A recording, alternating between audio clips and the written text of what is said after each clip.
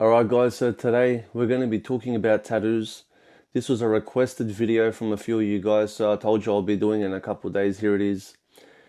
We want to talk about tattoos from the perspective of an Orthodox Christian, the perspective of someone that is drawing closer to God, someone that is trying to please God, and also someone that is able to reflect on themselves, to look at their heart and to discern their motivation, their ambitions, because this is what's going to lead us to truly judge things in our life, not merely getting a black and white halal haram answer. We're not Muslims. This is not how we operate on many topics. You know, maybe we can do one on alcohol. Alcohol can't be, it's haram to have alcohol. Why? Isn't there alcohol in like wet wipes when you get disinfectant, or is it not haram? Like, what do you mean? These things, you need to use your brain a little bit. So I want to get into the topic of tattoos, and I also want to touch on the fact that as parents, as elders in the church, we can't just tell children a lie, and we can't just, because they're being annoying about this topic, and just, oh no, you're not allowed to, just go, just stop asking this. Now we have to be honest. We have to give them the full answer, because once they find out that you lied about this, or that you were being dishonest about it, then they're going to lose trust in the church, in the authority, in elders, you know, in the parents. So we can't be doing this to the children. Don't make the little ones stumble, please. So let's get into this one, guys. Tattoos in and of themselves cannot be good or bad. Of course, the church teaches us to reflect on your motivation behind why you were getting the tattoo. I'm just going to talk about 3 points, 3 reasons that teenagers usually get tattoos. Let's get into the 3 points. I want to do this video, by the way, from the perspective of me giving an answer and also the teenager barking back and objecting, because they're going to have these objections, and I want to flesh them out a little bit. I want to work our way through these objections with the teenagers, because they're not going to be like, oh yes, okay, I understand, thank you so much. So I'm going to be doing both. All right. First reason teenagers get tattoos is to fit in. You know, do you feel that you need to belong with a group of people? As a teenager, are you getting a tattoo because your friends all got cool skull tattoos on their shoulders? They got a hand tattoo, wherever they got the tattoo, and now you need to get it because they're like, oh, why you're so like, you got no tattoos? Like, what's wrong? Get a tattoo. What are you like worried about your parents? You're scared. It's easy to get convinced to get a tattoo when you're at a vulnerable age, where fitting in with a group of people is the most important thing in your life. So if our motivation is to get a tattoo to fit in, we should not be getting a tattoo. It's completely wrong. A lot of us still try to fit in. As 20, 30, 40, 50-year-olds, we want to fit in. We want to move like the crowd. Whether it's at work and we don't want to step on someone's toes, whether it's in situations in the community where we want to just, you know, not stir people up too much. But the teenagers got a good point. Sometimes us adults try to fit in through different means. So something to think about there. The second reason teenagers get tattoos is as an act of rebellion. Like, big surprise, a teenager trying to rebel. Wow, that's never happened in history. This is the first one now that's trying to rebel. As we get older, we start to forget who we were at different stages of our life, and we think, oh, I was always a 31-year-old version of myself. No, when I was 15, I wanted to do stupid stuff as well. Thank God my parents stopped me from it. But if we're trying to get a tattoo as a teenager as an act of rebellion, of showing, man, you guys can't tell me what to do anymore, I'm my own boss, blah, blah, blah, then of course that's a wrong reason to be getting a tattoo. As teenagers, we're not going to understand in this point of our life how much our parents love us and what they have done for us. We won't understand how much they try to preserve the integrity of our face and skin, and giving us haircuts and keeping us clean. And with that, they didn't want us to get a cut and have a scar. And now, out of sort of rebellion, we want to like get a big tattoo here and show them, that it's going to break their heart. To defy your parents by doing such a thing, it's just upsetting. It's just sad to be doing that. So of course, no one should be getting a tattoo. No one should be doing anything to defy other people. Even maybe losing weight to defy people, in the sense that I will show them what I can do. Your heart, your interior disposition at this stage is in an arrogant, prideful one, which your fuel is the haters and proving everyone wrong. It's not from your motivation isn't a pure one. Because if that hate or that external source was no longer attacking us, then we wouldn't be doing it. We should be doing things for the glory of God. We should be doing things that, in a sense, like if you exercise, you do it because maybe it helps you with your mental health. It helps you unwind at the end of the day, or it gives you energy at the beginning of the day, whatever it is. But if I go to gym just so I'm going to show those people I've got, like, look at me, I'm strong.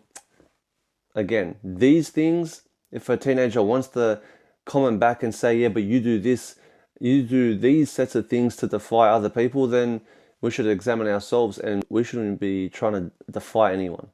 A third reason teenagers want to get tattoos is to cover up a flaw or a defect, or maybe it is something that they feel that they are lacking and they want to add to themselves through getting a tattoo.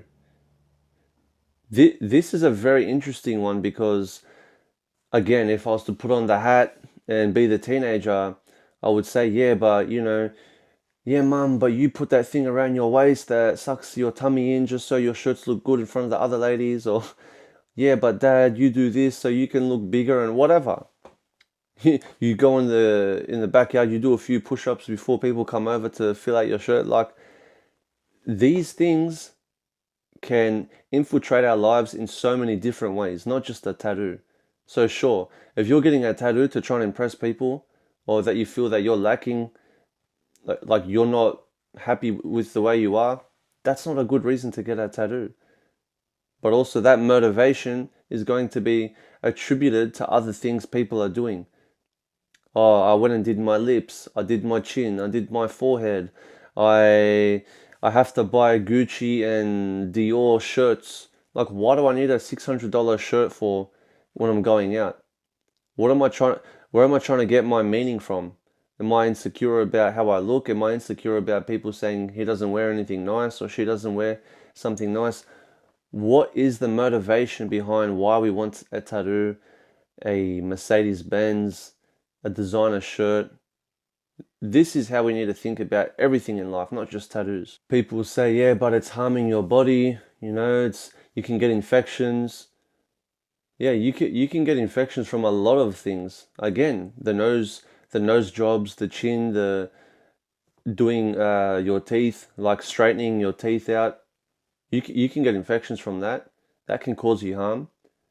But because in our minds we have justified it because it's culturally appropriate to straighten your teeth, we're able to demonize getting tattoos, but we can justify having braces or doing other sort of body modifications. The last objection we hear often is in the book of Leviticus, it's prohibited to get tattoos. Haven't you seen it? So let's read from it actually. You shall not shave around the sides of your head, nor shall you disfigure the edges of your beard. You shall not make any cuttings in your flesh for the dead, nor tattoo any marks on you. I am the Lord. So we can't shave our head. We can't trim our beards. But what is it referring to when it's talking about tattooing? Cutting in your flesh for the dead. This was when I was researching the Hebrew word for this. It was saying that this is the only place in the Bible where this word is used, and it's a little bit ambiguous, and even Jewish scholars aren't too sure about the meaning of this word, because some have speculated that this tattooing, this engraving on the flesh, was a form of mourning, which they would cut themselves and pour the ashes of their dead relative into the wound so they would carry them, sort of thing. So this isn't a generic just putting ink into your skin sort of tattoo. And why are we worried about just focusing on that one Levitical law and there's like hundreds of others that we want to ignore. Now, we need to be a little bit consistent and not just cherry pick. Oh, look, it says in Leviticus do that, but a verse before it says don't cut your hair. So we need to understand the meaning of these things and not just apply it to topics that we want to be right in. Now, for those of you who know the Coptic Orthodox Church, I want to share with you guys something, and we're going to end it with this story. If you have any Coptic friends at university, at work, at school, you might see that they have a tattoo, usually here on their wrist, of a cross. Most of them are quite small tattoos. And sometimes it might shock you, like your child might go to school with an Egyptian kid and they're like 5 years old and they got a tattoo on their wrist. Like, who's like inking their children up? What is this?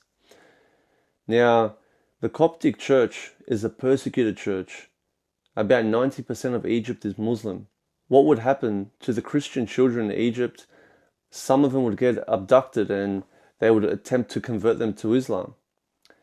Now, when this started happening, the parents started to tattoo on their children's wrist. There was two reasons. One of them was, if they do convert this child and this child grows up a Muslim, they're always going to have a mark. They're always going to have the cross on their wrist. And when they come to an older age, maybe they can revisit their former faith and know that I was always a Christian. Second reason is, it is above a vein or artery, and that the Muslims will try and scrape it off. And in the attempt to get rid of this cross, the child would bleed out and become a martyr. That I would rather my child die than become Muslim. I'd rather my child become a martyr professing his faith, and due to the cross of Christ in which he sacrificed himself for us, this be the reason that my child dies. And for him or her to never be Muslim. So try to convince me now that these Coptic Christians that have a rich history of tattooing their wrists is something bad. You know, that's why there's nuance in this topic. However, let's end it by saying that in the book of 1 Corinthians that St. Paul wrote, this is a verse that I apply to so many things. He says that all things are lawful for me, yet not all things edify. Now, imagine contemplating this verse and saying, what is bringing me closer to God? Is my designer shirt? Are my fancy cars and jet skis? Is tattooing myself? Doing plastic surgery? Are all these things bringing me closer to Christ? Are all these things edifying? I know it's a hard way to look at life, but this is biblical. This is how we're meant to look at life, and this is why so many of us are unfulfilled in our relationship with God. So many of us we can't hack it and apply biblical principles to our life. We want to pick from this, Leviticus says that, but then I'm going to go and do this. And whatever suits us is what we're going to take from the Bible, and what doesn't suit us, man, that's for the saints, that's for the monks, that's too hard. You know, like, man, it's the 21st century, it's too hard. How am I going to do it? That's us not trying. So I pray that we have a mind that is directed towards the kingdom of heaven, and that all decisions I make are based on that. Not based on my ego, not based on fitting in, not based on rebelling, not based on making myself look better, my insecurities. No, that it's based on how do I get closer to God and end up in heaven. That's it. I hope this video was helpful, guys. If it didn't clear things up for you, talk to a priest. I'm trying to make generic videos, generic answers on these topics, and it's not for a specific person, but it's a train of thought that the church gives us. Now, if it's still ambiguous, if it's still up in the air for you, go talk to a priest, please. Don't take anything from me. Just go to a priest. Find yourself a spiritual father, ask him, and you'll be taken care of. Thank you guys for watching the video. Please subscribe. Please share this video with someone you think it's going to help the channel to grow, please, guys, for the glory of God. And I'll see you guys in the next one. God bless.